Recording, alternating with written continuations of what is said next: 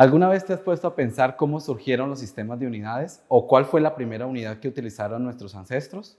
¿O tal vez por qué hoy en día todavía persiste el sistema inglés y el sistema internacional? Estos interrogantes buscaremos abordarlos por medio de este pequeño video. En este video veremos sistema de unidades.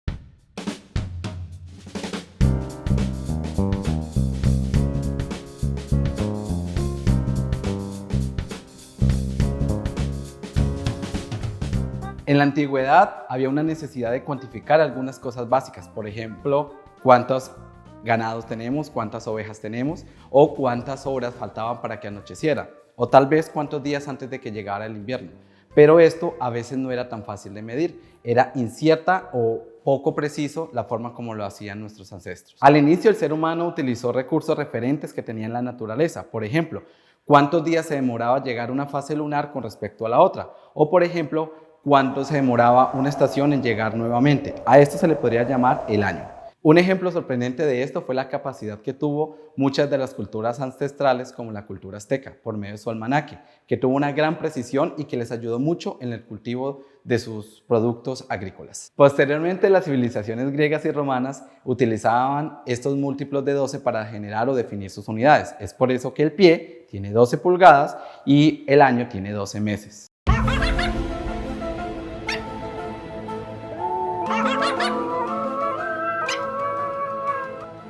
Algo que influenció mucho a las culturas y en el sistema de unidades fueron las guerras, el intercambio comercial o las migraciones entre esas culturas.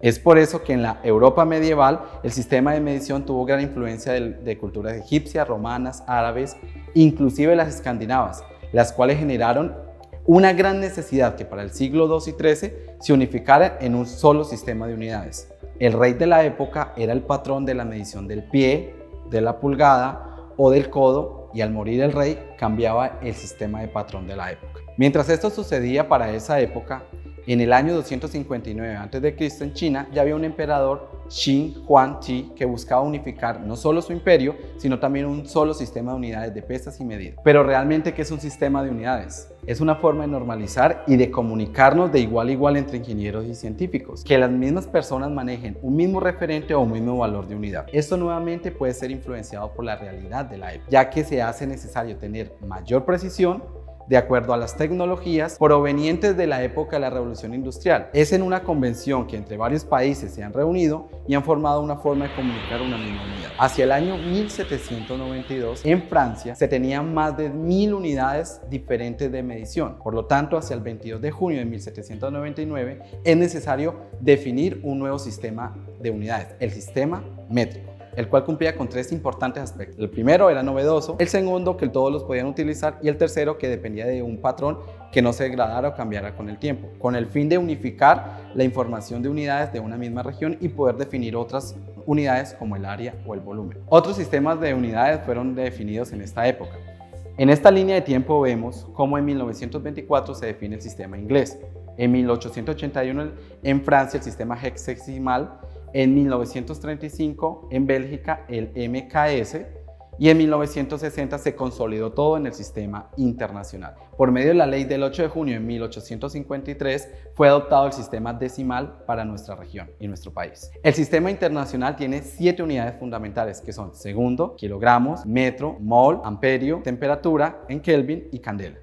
El sistema internacional utiliza algunos prefijos para demarcar qué tanto debe multiplicar por 10 o qué tanto debe dividir por 10. Un ejemplo de estos son los prefijos kilo, mega, giga para multiplicar o centi, mili, micro para dividir. ¿Quién define o tiene el patrón de medidas? Hacia 1875 se crea la Oficina Internacional de Pesos y Medidas y en ella busca tener la unidad valor o referente utilizado para medición de este patrón. Al inicio, el sistema internacional tenía un patrón basado en un artefacto tipo cilindro o varilla con una aleación especial, el cual se mantenía o no se degradaba con el tiempo. En 1799 se basa en la distancia de una parte del meridiano que pasa por Francia. En 1886 se define como la distancia de una barra de platino iridio y en 1960 se definió como parte de la longitud de onda. En 1983 fue proporcionado con respecto a una parte de la distancia de la velocidad de la luz. Pero con el tiempo también han pasado datos similares o cosas similares. Por ejemplo, al inicio el reloj de arena, luego el reloj de luz, el péndulo, el cuarzo y el reloj atómico. ¿No se han dado cuenta o no sienten que el tiempo ya no pasa lo mismo que antes? ¿O será que mi profesor tiene un sistema diferente?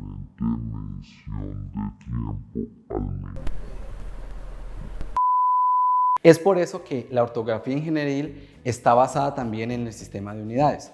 Cuando hablamos de ciencia, tecnología e ingeniería, es necesario contar con una buena forma de comunicar. Y como se ha resaltado durante el video, es necesario que se escriba de forma adecuada las unidades y las mediciones. Es por eso que cuando utilizamos símbolos de las unidades, estas son invariables. Se deben conservar y de forma de expresar no deben tener ningún cambio, como una mayúscula o una minúscula. Un ejemplo común del típico error cuando escribimos es, por ejemplo, gramos, GR, que realmente se debe escribir G, o metros, que lo escriben como MT o MTS, cuando realmente es M, sin punto.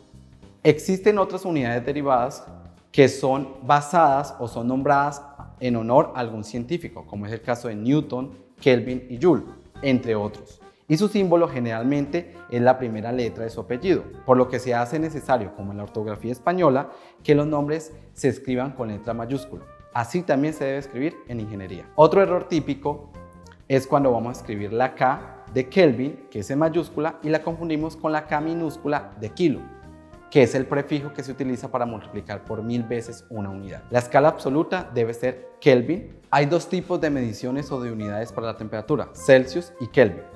Hay un error típico que a partir de 1948 se hizo el cambio porque muchos decían centígrados y realmente es Celsius. Centígrados es 100 veces una unidad de los grados. Celsius es la unidad de medición de temperatura.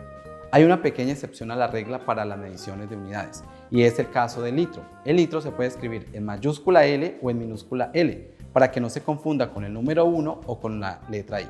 Ya que conoces todo el proceso que surgió para poder generar un nuevo sistema de unidades, los referentes y patrones que se deben tener y la forma de escribir, ¿serás de estos ingenieros con estos errores ortográficos ingenieriles? Te invito a que me sigas en mis redes sociales.